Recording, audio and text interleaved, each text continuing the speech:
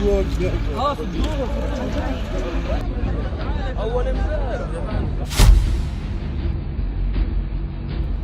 ะกรรมการอิสระที่นำโดยนางแคทเธอรีน คอโลนนาอดีตรัฐมนตรีต่างประเทศฝรั่งเศสที่ได้รับมอบหมายจากองค์การสหประชาชาติให้สอบสวนกรณีที่อิสราเอลกล่าวหาว่าเจ้าหน้าที่ของสำนักงานบรรเทาทุกข์และการทำงานของสหประชาชาติสำหรับผู้ลี้ภัยปาเลสไตน์ในตะวันออกใกล้หรือ UNRWA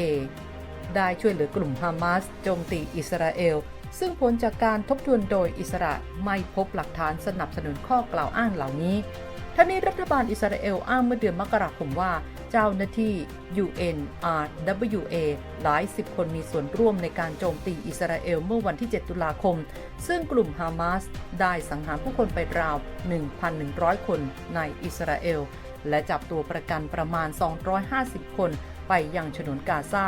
และอิสราเอลยังอ้างว่าเจ้าหน้าที่ UNRWA จำนวน 190 คนให้การสนับสนุนด้านข่าวกรองและระบบขนส่งแก่ผู้โจมตี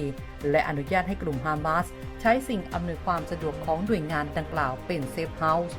โดย UNRWA ไล่ออกเจ้าหน้าที่ 10 คนและดำเนินคดีตามกฎหมายส่วนเจ้าหน้าที่ 2 คนเสียชีวิตรายงานที่ออกเมื่อวันจันทร์ระบุว่าตามที่อิสราเอลกล่าวอ้างต่อสาธารณะว่าเจ้าหน้าที่ UNRWA จำนวนมากเป็นสมาชิกขององค์กรก่อการร้ายอย่างไรก็ตามอิสราเอลก็ไม่ได้ให้หลักฐานสนับสนุนเรื่องนี้ส่วนอีกรายงานที่จัดทำโดยกลุ่มวิจัยชาวนอร์ดิก 3 กลุ่มที่ช่วยเหลือการสอบสวนของคอโลนาตั้งข้อสังเกตว่าจนถึงขณะนี้ทางการอิสราเอลยังไม่จัดเตรียมหลักฐานสนับสนุนใดๆหรือตอบกลับจดหมายจาก UNRWA ที่ส่งไปในเดือนมีนาคมและอีกครั้งในเดือนเมษายนเพื่อขอรายชื่อและหลักฐานสนับสนุนที่จะทำให้ UNRWA สามารถเปิดการสอบสวนได้อีกทั้งการสอบสวนของโคโลนาพบว่า UNRWA ได้ส่งรายชื่อเจ้าหน้าที่อัปเดตกับทางการอิสราเอลเป็นประจำซึ่งอิสราเอลก็ไม่เคยแสดงความกังวลใดๆเกี่ยวกับรายชื่อเจ้าหน้าที่ของหน่วยงานมาตั้งแต่ปี 2554 UNRWA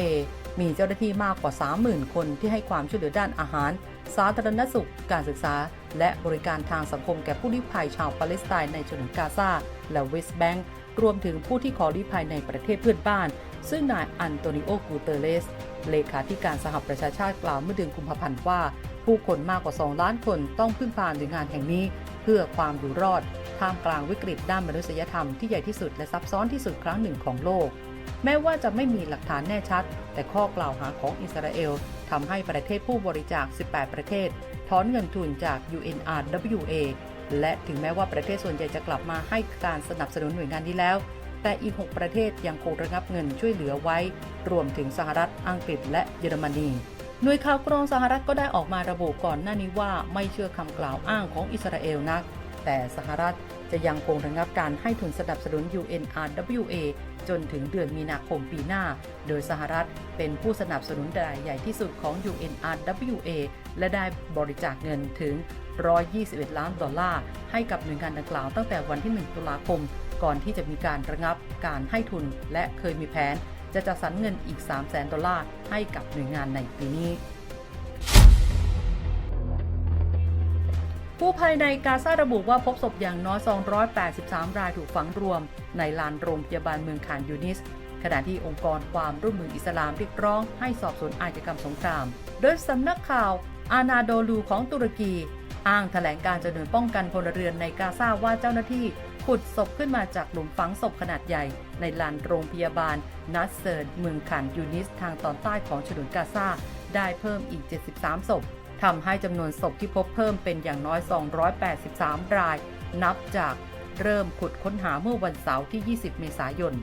สำนักข่าวอัลจาซีรารายงานว่าศพจำนวนมากเป็นเด็กและผู้หญิงบางรายถูกมัดมือไพล่หลังมีร่องรอยการถูกทารุณกรรมขณะที่เจ้าหน้าที่ยังคงเดินหน้าค้นหาต่อไปเพราะยังมีผู้สูญหายอีกหลายร้อยคนโรงพยาบาลนัสเซอร์ซึ่งเป็นสถานพยาบาลใหญ่ที่สุดทางตอนใต้ของฉนวนกาซาเคยเป็นสมรภูมิรบดุเดือดในช่วงกลางเดือนกุมภาพันธ์ต่อมาอิสราเอลเคลื่อนรถถังและรถหุ้มเกราะเข้าไปปิดล้อมเมื่อวันที่ 26 มีนาคมก่อนถอนกำลังออกไป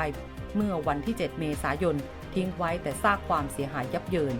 หลุมฝังศพที่โรงพยาบาลนัสเซอร์ถูกสร้างขึ้น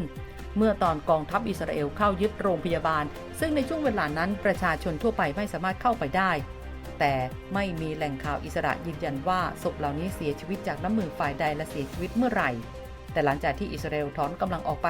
ชาวบ้านพากันเข้าไปค้นหาร่างของญาติพี่น้องที่สูญหายหวังจะนำไปฝังในสุสานอื่นอย่างเหมาะสม